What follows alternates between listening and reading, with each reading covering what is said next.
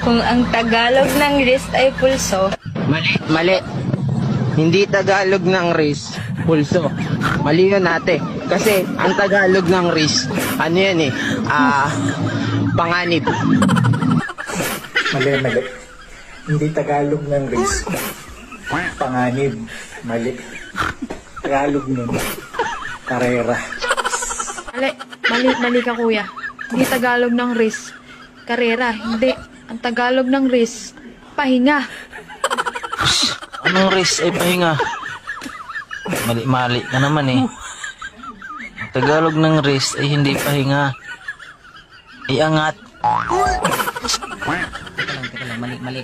Ang Tagalog ng wrist, hindi iangat. Bigas ang Tagalog ng wrist. Wala. Mali kayo mga idol. Ang Tagalog ng wrist, yung sumisikat. Yan. Saan wrist?